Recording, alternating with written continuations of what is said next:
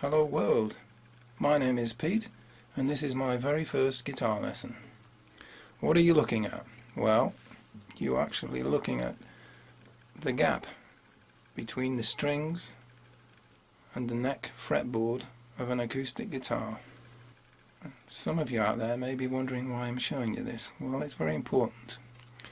When I was about 6 years old, my father bought me a guitar. It wasn't the best guitar in the world, looking back. And one of the major problems with the guitar was this gap. And being only 6 years old, I had very little fingers, very small fingers, and I found it very difficult to press down on the strings and make contact with the fretboard on the neck because this gap was so large.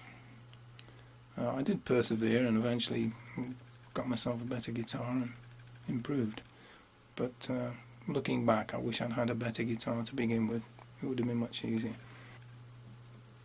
So if you already have a guitar, you may be able to pay a professional to set the guitar up for you. What do I mean by that? Well, you can adjust the gap between the strings and the neck, which is known as the action of a guitar. You hear people talk about the action of a guitar.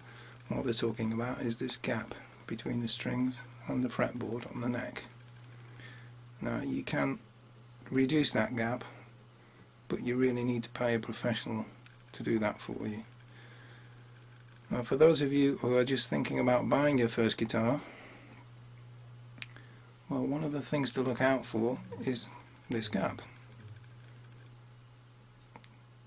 Just try to buy a guitar where the gap is as small as possible.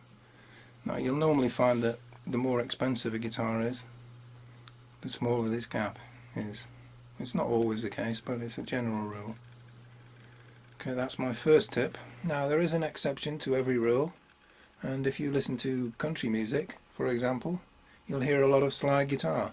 What do I mean by slide guitar? Well, it's when the player, instead of pressing down on the fretboard to make the notes, he slides a piece of glass or metal up and down the fretboard to make the notes. In that case, you would want this gap to be larger, not smaller, so that you don't rub against the frets as you slide up and down the fretboard.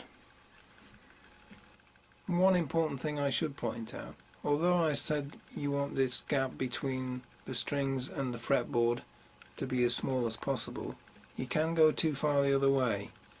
And if you get too close, when you try to play the guitar, you get a buzzing sound, which you don't want. So what you look for is a small gap, but a nice clean sound when you play. Well, that's the end of the lesson for today. Next time, I'll teach you how to play some of the basic chords: E, A, D, and G. Until next time then, bye.